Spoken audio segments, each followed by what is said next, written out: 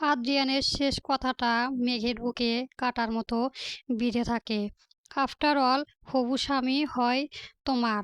মেঘ কয়েক সেকেন্ড নিশ্চুপ দাঁড়িয়ে থাকে। চোখের পাতা নড়ে কিন্তু মুখে কোনো শব্দ আসে না। রান্নাঘরে বাতাসটা হঠাৎ ভারী হয়ে ওঠে। চুলার চুলোর আগুন নিভে আছে, তবু বুকের ভেতর যেন আগুন জ্বলছে। মেঘ ধীরে ধীরে বলে, আপনি এমন কথা বলছেন কেন আদ্রিয়ান স্যার?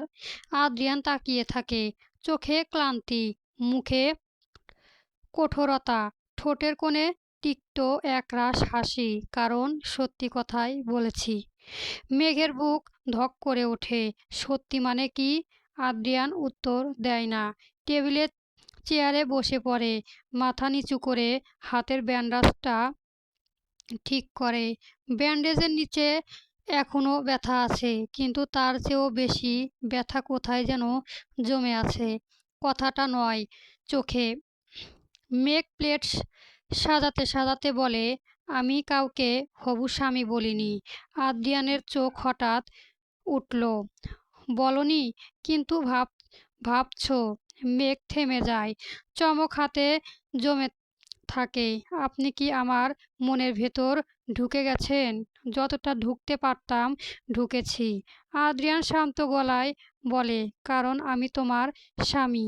এই শব্দটা স্বামী মেঘের কান্না বাত আলগা করে দেয়, কিন্তু সে কাঁদে না। শক্ত হয়ে দাঁড়িয়ে বলে, স্বামী মানেই কি সব সহ্য করা? আদ্রিয়ান চুপ। কিছুক্ষণ পর বলে, না, কিন্তু স্বামী মানে দায়িত্ব। দায়িত্ব? মেঘ হেসে ফেলে কষ্টের হাসি। কাল রাতে যদি আমি না ফিরতাম, এই দায়িত্ব কোথায় থাকতো? আদ্রিয়ানের চোখ অন্ধকার হয়ে আসে। এই কথাটা তুলো না। কেন তুলব না? মেঘ গলা কাঁপে। আপনি জানেন আমি কি অবস্থা ছিলাম? আপনার শরীর, রক্ত, জ্বর, অজ্ঞান সব আমার চোখের সামনে।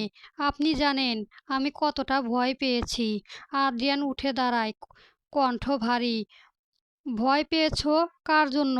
আমার জন্য? না, তোমার ভবিষ্যতের জন্য। মেঘ চুপ করে যায়। এই প্রশ্নটা কেন সহজ? কোনো সহজ উত্তর নেই। কিছুক্ষণ নীরবতা, শুধু দেওয়াল ঘড়ির টিকটিক শব্দ। তারপর মেঘ ধীরে বলে, আমি আপনার মৃত্যু চাই না আদ্রিয়ান স্যার, কখনোই না। কিন্তু আমি আর এই অনিশ্চয়তা থাকতে পারছি না। আদ্রিয়ান কণ্ঠ নামিয়ে আনে, অনিশ্চয়তা শেষ করতে চাও? মেঘ মাথা তোলে, চোখের দৃঢ়তা। হ্যাঁ, তাই আজ বিকেলে ফারহানের সাথে দেখা করব। আদ্রিয়ানের শরীর শক্ত হয়ে যায়। কোথায়? মেডিকেল কলেজের পাশে রেস্টুরেন্টে। এক মুহূর্তের জন্য মনে হয় আদ্রিয়ানের কিছু বলবে, কিন্তু সে চুপ থাকে, শুধু বলে, ভালো, যাও। মেঘ অবাক, আপনি কিছু বলবেন না? আদ্রিয়ান কটমটে হেসে ফেলে, বললেই কি থেমে যাবে? মেঘের চোখ ভিজে আসে। আমি থামতে চাই আদ্রিয়ান স্যার, কিন্তু কেউ আমাকে ধরে রাখছে না। আদ্রিয়ান এগিয়ে আসে এক পা, তারপর থেমে যায়। আমি ধরলে তুমি থাকবে? মেঘ তাকিয়ে থাকে, উত্তর আসে না। দূরে কলেজের ঘন্টার শব্দ ভেসে আসে। সময় এগোচ্ছে, সিদ্ধান্তও। আদ্রিয়ান চুপচাপ নিজের ব্যাগ তুলে নেয়।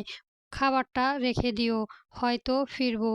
পরবর্তী গল্প পেতে আমার চ্যানেলটা সাবস্ক্রাইব করবেন প্লিজ।